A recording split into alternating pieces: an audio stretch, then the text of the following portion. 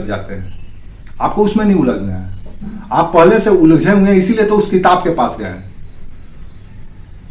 आप पहले से उलझे हुए तो आप पहले से कुछ क्वेश्चन माइंड में रखिए। हर एक टॉपिक का कुछ फंडामेंटल क्वेश्चन होता है, क्या है, कौन है, कहाँ है, कैसे है, ये सवाल अपने जेहन में रखो। जैसे इंडस्ट्रियल रेवोल्यूशन, अब आपके मन में आया कि इंडस्ट्रियल रेवोल्यूशन हमको पढ़ना है, तो तुरंत आपके दिमाग में आना चाहिए कि ये है क्या चीज।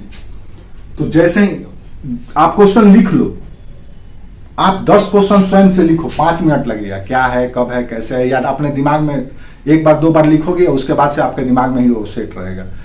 किताब खोले, तुरंत देखो क्या है इंडस्ट्रियल रिवोल्यूशन, एक पेज पढ़ोगी, कई सारे इंफॉर्मेशन मिल जाएंगे आपको। कब है, जब क्या है पता चल जाएगा तो कब भी तुरंत पता चल जाएगा, ये तुरंत आपको याद हो जाएगा। कैसे, वो भी समझ में आ जाएगा। तो आप क्वेश्चन ले करके जाओ और उसका वहां से समाधान ले करके वापस आओ। आप लोग क्या करते हैं कि आप लोग वहां जा करके समाधान पहले देखते हैं या तब वहां से फिर क्वेश्चन रेज करते हैं। वैसे नहीं करना है। आप पहली बार जब तैयारी करोगे या पहली बार किसी टॉपिक को पढ़ रहे हो, तो पहले 10 ये कॉमन सवाल या बेसिक सवाल का उत्तर ढूंढ लीजिए।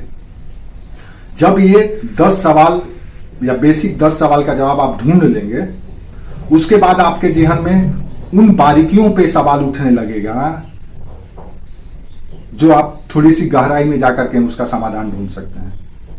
तो ये 2-3 चरण का होता है। अच्छा, ये आपको जो पहला तो फायदा ये हो गया कि क्वेश्चन आपको आराम से ये हो जाएगा। दूसरा फायदा ये हो जाएगा कि आधे घंटे में ही आपका हो जाएगा कि चलो आप कम से कम इतना चीज तो जान गए आधे घंटे में। आधे घंटे में कौन है, क्या है, कहाँ है, कैसे है, ये तो आपको पता चल गया ना। जब ये चीज पता चल जाएगा, देन अगले बार जब पढ़ेंगे थोड़ा सा और नए क्वेश्चन पूछेंगे। इसकी प्रकृति क्या है, इसका नेचर क्या है, इसका कॉन्सिक्वेंस क्या रहा, इसका एक्सप्रेशन क्या रहा, इसका विस्तार क्या रहा, वर्ल्ड कम्युनिटी पर क्या प्रभाव पड़ा, उस देश विशेष पर क्या प्रभाव पड़ा, इसमें कौन कौन से लोग पार्टिसिपेट, और मतलब एक्स्ट्रा क्वेश्चन भी नेक्स्ट टाइम आपके मन में आ जाएगा। क्योंकि क्या है, कौन है, कहाँ है, कैसे तो आप देख चुके हैं और आपके अंदर कॉन्फिडेंस भी है। अरे फ्रेंच रेवोल्यूशन, हाँ फ्रेंच में हुआ था 1789 में हुआ था। कैसे हुआ था भाई, तो ये भी आपको पता है कि लोअर मिडिल और middle class, upper middle class या प्रिविलेज क्लास और लोअर और मिडिल क्लास के बीच का एक कॉन्फ्लिक्ट था।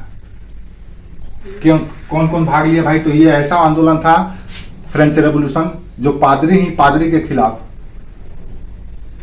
किसान ही बड़े किसान के खिलाफ, छोटा जमींदार बड़े जमींदार के खिलाफ संघर्ष किया था। तो ये सब चीज आपको समझ में आने लगी है इस तरीके से जब आप पढ़ेंगे तो। यानी आपको, अब मान लो फंडामेंटल राइट पढ़ रहे हैं, सपोज पॉलिटी का फंडामेंटल राइट, आपको पता है मौलिक अधिकार। अब आपको पता है कि मौलिक अधिकार क्या होता है, या नहीं भी पता है तो भी आपके मन में आएगा कि ये क्या है भाई, किस चिड़िया का नाम है। तो जैसे ही टेक्स्ट बुक खोलेंगे या गाइड, तुरंत डायरेक्ट मत पढ़ो। दिक्कत यही होता है, आप लोग गाइड तुरंत पकड़ लेते हैं, सीधे एग्जाम का कोई प्रैक्टिस गाइड पकड़ लेंगे, उसको पढ़ने लगेंगे।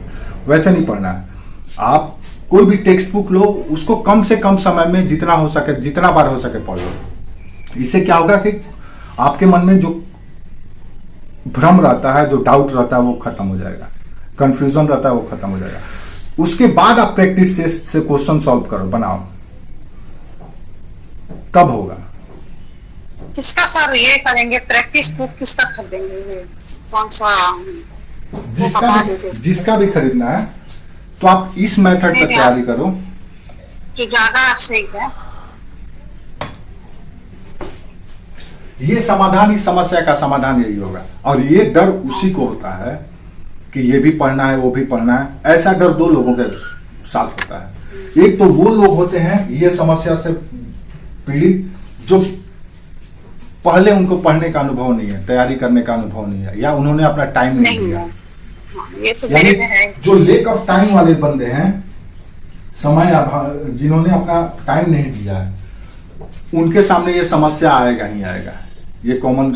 अब हम ही लोग को कह दे कि आपको टीचर का एग्जाम देना है, हमको पता है, हम बहुत पढ़े हैं, हम कुछ नहीं करेंगे। हम क्या करेंगे भैया, हम सिलेबस निकालेंगे।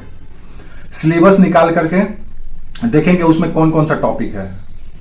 अब जैसे हम लोग जैसे लोग हैं, अगर परीक्षा देने जाएंगे तो उनका स्ट्रेटेजी अलग होगा, आप लोग देने जाएंगे तो आपका स्ट्रेटेजी अलग होगा।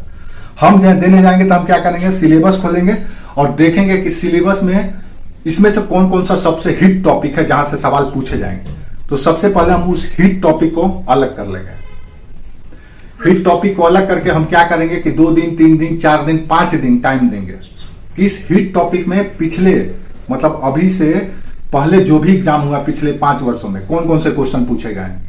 हमको टॉपिक पता है कि वो क्या है कहानी उस टॉपिक का, उसके पीछे क्या मकसद है, क्या मंशा है, क्या उसका विशेषता है, कौन सी घटनाएं हैं वगैरह वगैरह, वो सब कुछ हमको पता है। अब हम वो जानने के लिए नहीं पढ़ेंगे क्योंकि हम ये सब चीज पहले से जानते हैं।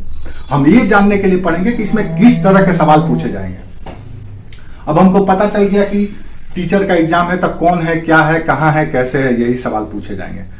तो हम तुरंत उसमें से 10 क्वेश्चन पिछले जो भी उस टॉपिक से कंसर्न जो भी पिछले 5 सालों में जहां भी एग्जाम हुआ हो उस तरह का जो भी क्वेश्चन पूछे गए हैं हम एक बार उसको देख लेंगे कि हम कहीं कंफ्यूज तो नहीं है, कहीं भूल तो नहीं गए हैं।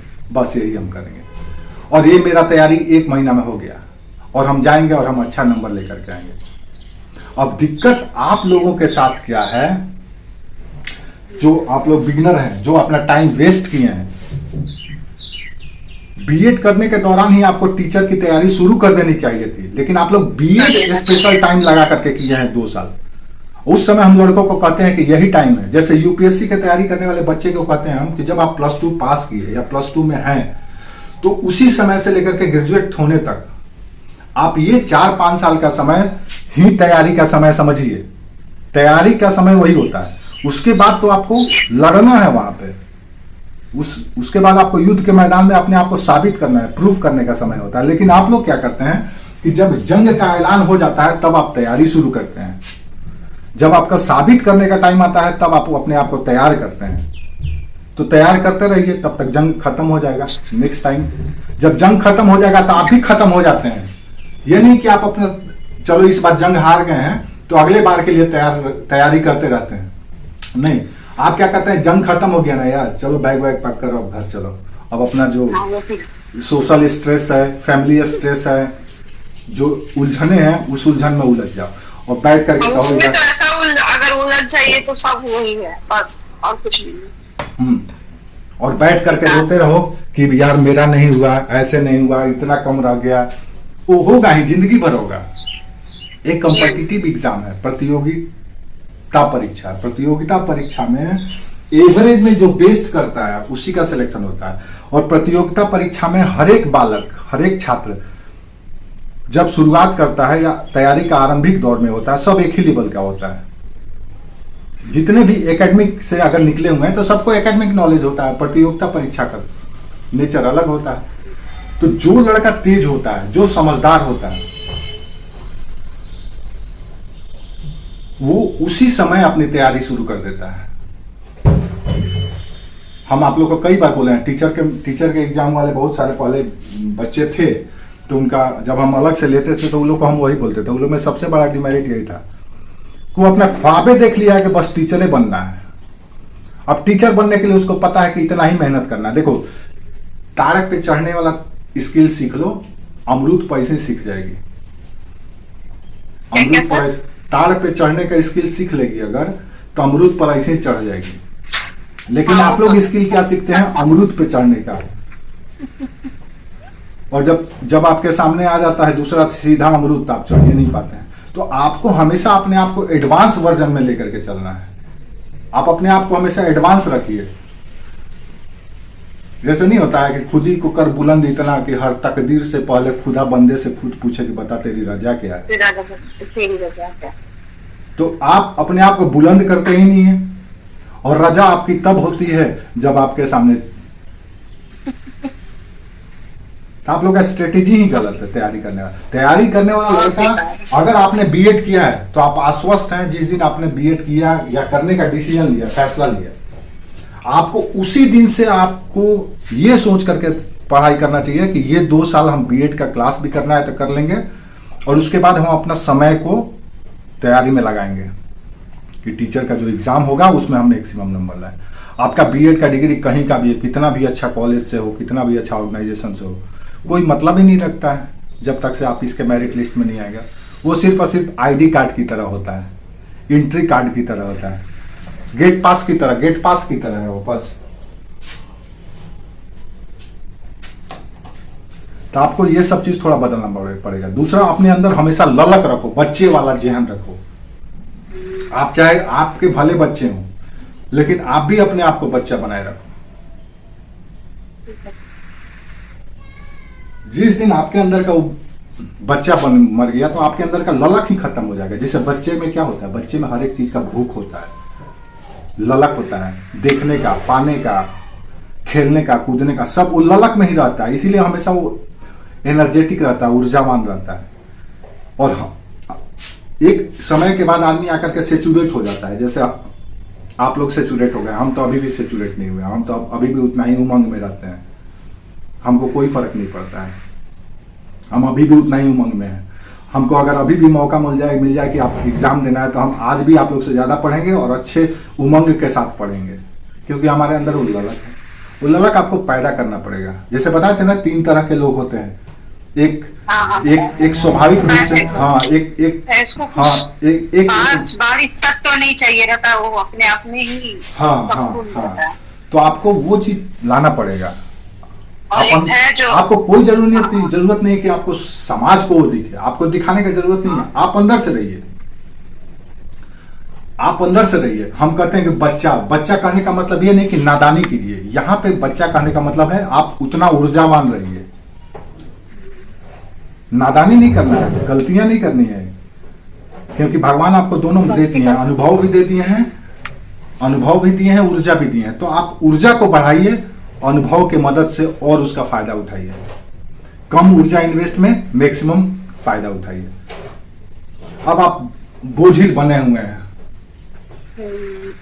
आप अब कई तरह के विचारों से, कई तरह के समस्याओं से बोझिल बने हुए हैं। आप उस सबको रखिए, हम नहीं कर रहे कि उसको छोड़ दीजिए, आप उसको रखिए, लेकिन उसको अलग साइड में रखिए, ये आपका अलग साइड में रहना चाहिए। आप ऊर्जावान यहाँ कहने का मतलब है कि आपको एग्जाम देना है, दिन आप हमेशा डिसाइड करके रखिए कि आपको 2 घंटा किसी भी तरह से पढ़ना है, इस स्ट्रेटेजी पे पढ़ना है, इस मेथड पे पढ़ना है, इस तरीके से, इस पद्धति से पढ़ना है।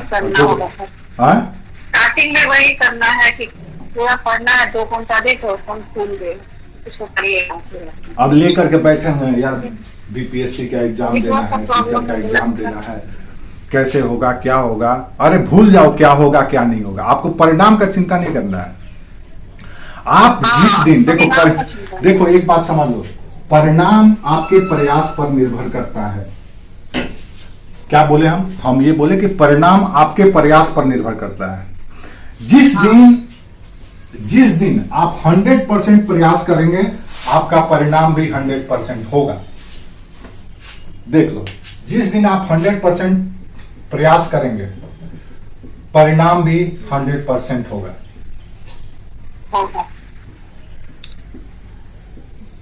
आप 60% प्रयास करेंगे, परिणाम 60% होगा। 40% प्रयास करेंगे, परिणाम आपका 40% ही होगा। यानी कि परिणाम इक्विवेलेंट है आपके प्रयास का। आप जितना प्रयास करेंगे वैसा परिणाम।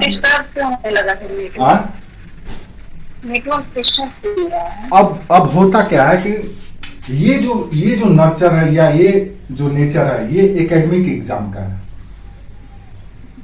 ये चल जाएगा।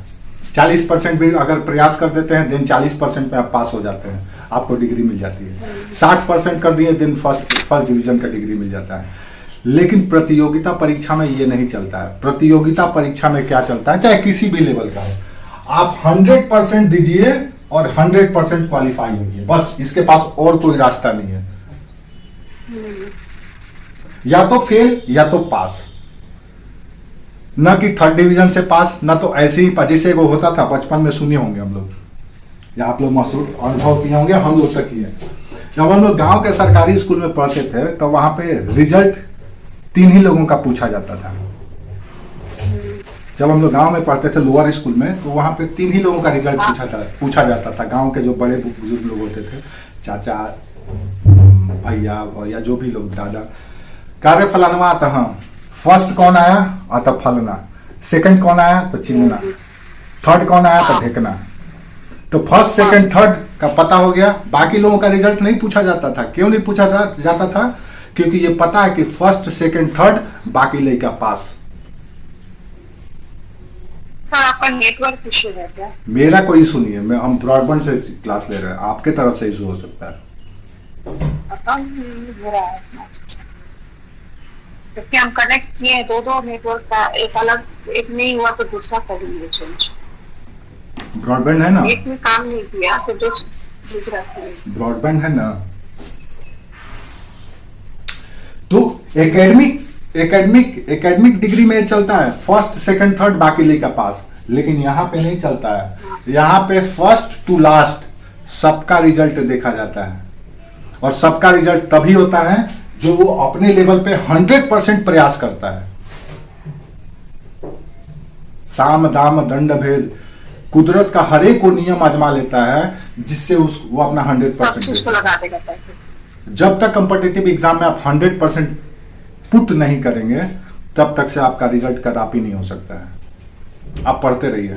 आप सोचेंगे कि वहां पे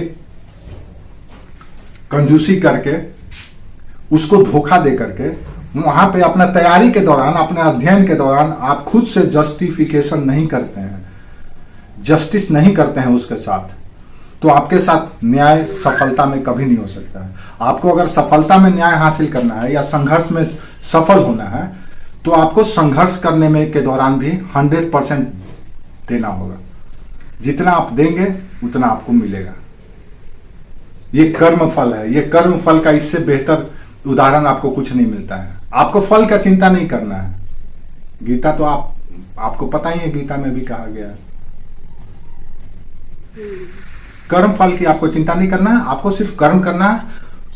तो कर्म क्या आंख बंद करके करना है गांधारी की तरह? नहीं, कर्म आपको आपका ये जो है ना कैमरा, थोड़ा उसको क्लीन करिए ना कैमरा को। हाँ हो गया, पता नहीं मॉइस्चर चला गया था क्या? हो जाता है।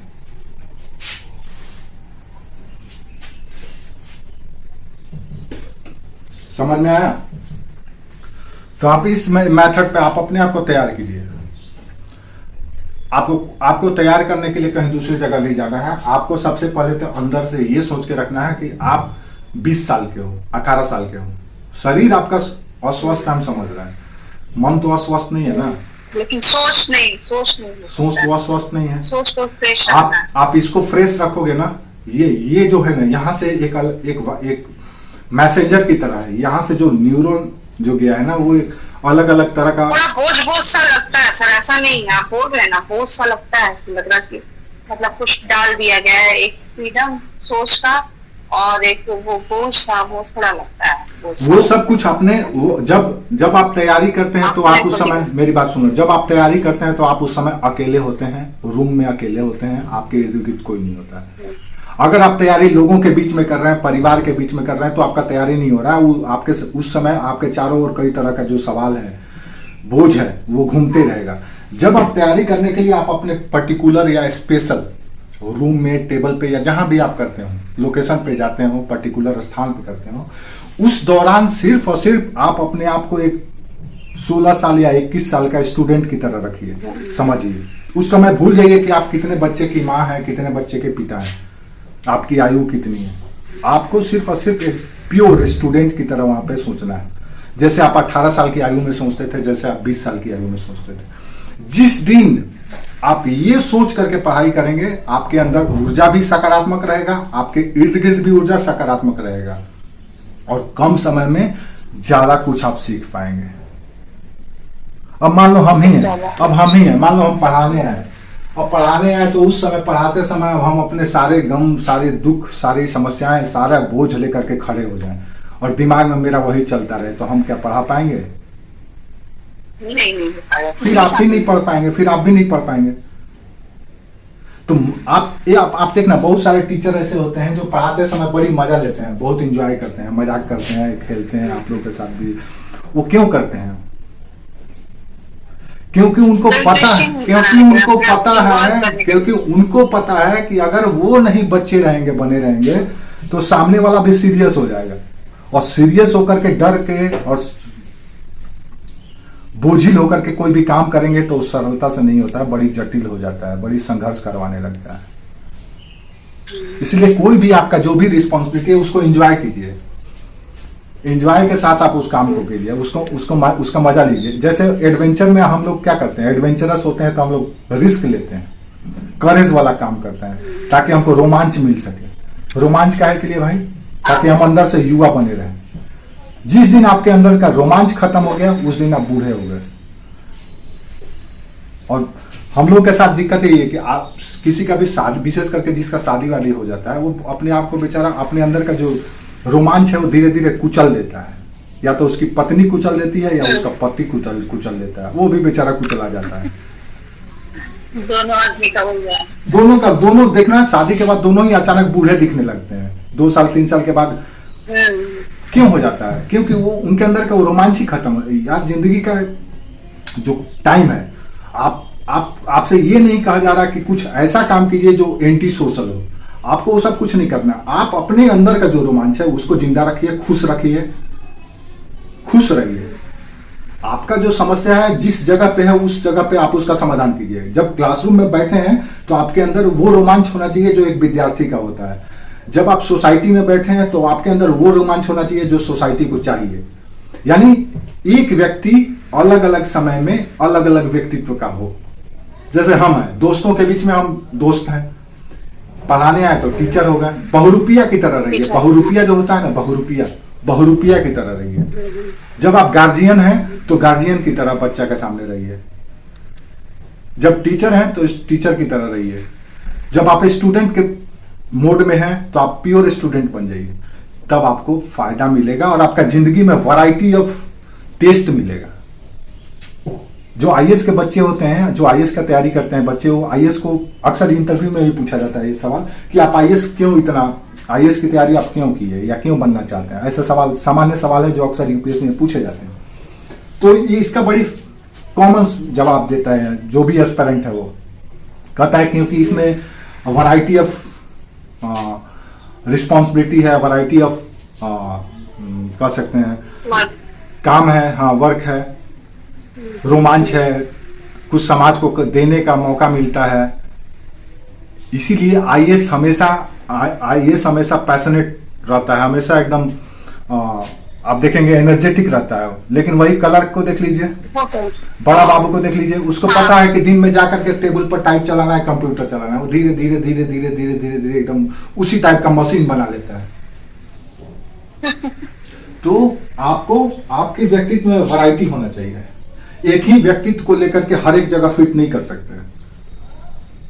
वही अगर आप हुआ सबका तो जीवंत रहना अपने आप हाँ, कुल मिला जुला करके यार ये आप जिंदा हैं, आप जिंदा हैं तो आपके अंदर जिंदा दिली होनी भी तो चाहिए। आपको मन नहीं है आज पढ़ने का, किताब बंद करो। आज मन नहीं है पढ़ने का, कोई बात नहीं है, घूमने का ही जाने का मन है, जाओ घूम के आ जाओ। ये नहीं कि नहीं यार नहीं जाने का मन है, उधर घूमने जाने का, दिमाग उधर घूम रहा है कि हमको घूमने जाना है और किताब लेके बैठे हुए हैं, ना तो आप पढ़ पाएंगे ना तो आप घूम भी पाए। तो दोनों ही चीज से महरूम हो जाएंगे। न माया मिला न राम। तो आपको बस ऐसे ही सोचना है। आप कम से कम टाइम ही दीजिए, लेकिन उस टाइम में उसमें 100% अपने आप को इन्वॉल्व कीजिए। ये नहीं कि 10% यहाँ पे है, 10% वहां है, 20% उधर है, 40। आप जिस जगह पे हैं, जिस स्थान पे हैं, वहां पे आप 100% हो और इस मेथड पे तैयारी शुरू करो। आपको हमने दिया था प्रैक्टिस से क्वेश्चन बैंक, आपने उस क्वेश्चन बैंक को पढ़ा? कुछ दोनों में से बहुत ज्यादा क्वेश्चन। उससे क्या मतलब है? आप जैसे मान लो, अब देखो एक और उसमें भी स्ट्रेटेजी है। आप लोग हर एक चीज को प्लान करके करो, प्लान करके करो तभी होगा।